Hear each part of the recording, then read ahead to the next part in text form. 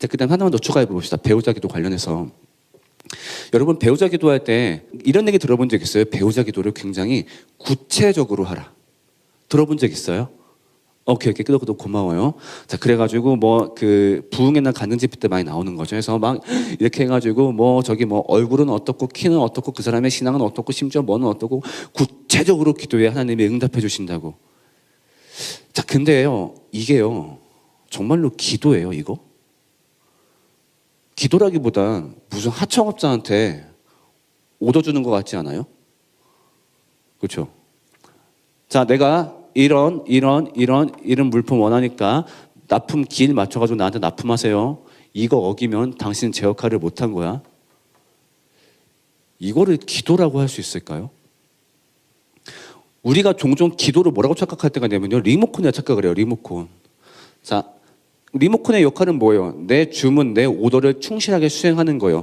채널 변경하는데 이 리모컨이 죄송합니다. 이 채널보다는 당신은 지금 다큐멘터리를 보는 게 더 좋을 것 같습니다. 얘는 고장난 거예요. 얘는 제 역할을 못하는 거죠.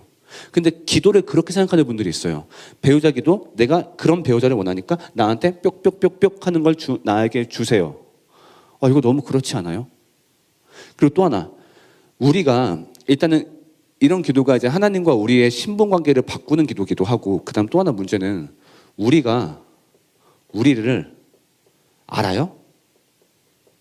가장 근본적인 문제. 우리는 우리한테 어떤 배우자가 좋은지 알아요? 지금 단순히 취향이 있을 수는 있겠죠. 근데 정말로 그게 우리한테 좋은 선택인지 우리는 몰라요. 여러분, 착한 여자가 좋을까요? 아니면 조금은 성깔 있는 여자가 좋을까요? 몰라요. 살아봐야 알아요. 여러분, 예쁜 여자가 좋을까요? 아니면 좀 너무 예쁘기보다도 그냥 적당한 정도의 여자가 좋을까요? 지금이야 무조건 예쁜 여자가 좋다라고 하겠지. 근데 이것도 역시 몰라요. 우리는 우리한테 뭐가 좋은지 모르는 상태에서 우리는 굉장히 감각적인 것들을 요구해요. 그러면은 나중에는 정말 헷갈려져요. 내가 뭔가를 원한다는 게 가능한 건가? 생각해보니까 나는 나에게 무엇이 좋은지조차 모르는데. 여러분 살다가 그런 경험 있지 않아요? 예를 들면은 그래, 연애라고 얘기해보면은 쟤랑 너무너무 사귀고 싶었어. 근데 그게 불발됐어. 근데 한 5년 지나서 생각해보니까 걔랑 사귀었으면 큰일 날 뻔했어. 왜? 나중에 걔 바람 폈다는 얘기 들렸거든. 뭐 이런 일이 들린다든가, 아니면 그 연애사가 아니라 하더라도 그 직장 혹은 그 학교 가길 너무너무 바랐는데 못 갔어. 근데 나중에 봤더니 거기 갔으면 큰일 날 뻔했어. 이것처럼 우리는 종종 우리가 지금 당장 원하는 게 나한테 좋은 일일지 아닐지 그거를 구분하고 판단할 수 있는 능력조차 없어요. 우리는 진짜 미물들이에요. 근데 그딴 미물들이 하나님한테 오더를 내린다고? 하나님, 나 요거 원하니까 갖고 오세요. 이거는 기도가 아니죠. 그래서 결론 내리자면은 배우자 기도 해야 돼요.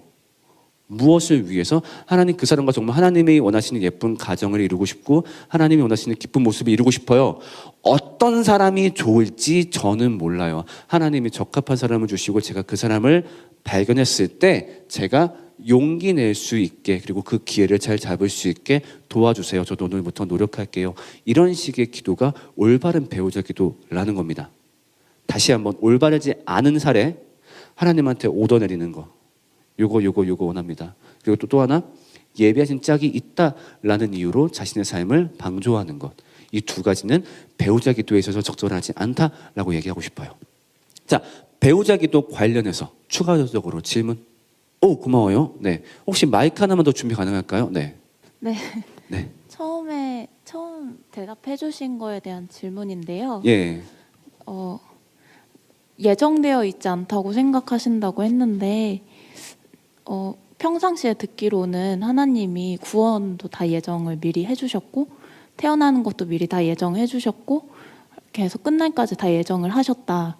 그리고 전지전능성이 있으시기 때문에 다 알고 계신다. 이렇게 들었던 것도 있는데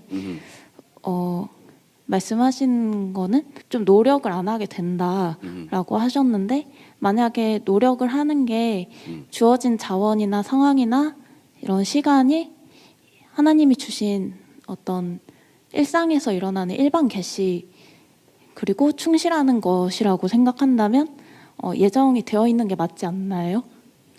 그 마지막을 좀 다시 한번 얘기해 주세요. 그 일반 개시 이후로 다시 한번 질문 좀 해줄 수 있을까요?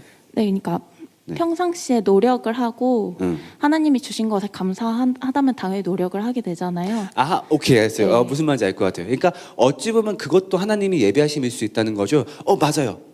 대신에 우리가 함부로 그걸 짐작하지 말자는 거예요. 그러니까 예를 들면은 내가 여기서 이 지우개를 집어들어요. 지우개를 지우려고 집어들어요. 근데 나는 어쨌든 내가 지우개를 집어든 거야. 근데 나는 몰랐는데 하나님이 이걸 계획하시고 예비하신 것일 수도 있어요. 그렇죠? 근데 이거를 내가 미리 하나님이 지우개 들기 예비하셨겠지. 이러면 안 된다는 거예요. 그러니까 내가 뒤를 돌아봤을 때 어쩌면 그때 예배하심이 아니었을까? 요거는 좋지만 내가 애초에 예배하심을 상정해가지고 그냥 벙하니 있다거나 아니면 실제로 이 지우개를 짚는 행동은 진짜로 그냥 내 행동일 수도 있어요. 근데 이거 가지고 이거는 하나님이 나한테 예배하신 행동이야. 나 지금부터 하나님의 일을 할 거야. 이런 식으로 공동체 안에서 자신의 행동을 강하게 주장을 한다라고 한다면 그거는 문제가 된다는 이야기였어요. 좀 됐나요, 답이? 그러니까 네.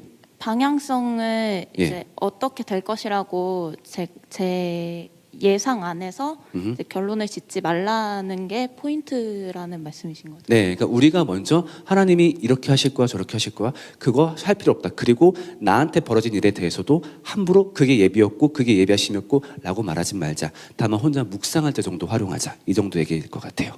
되었나요? 네, 고맙습니다.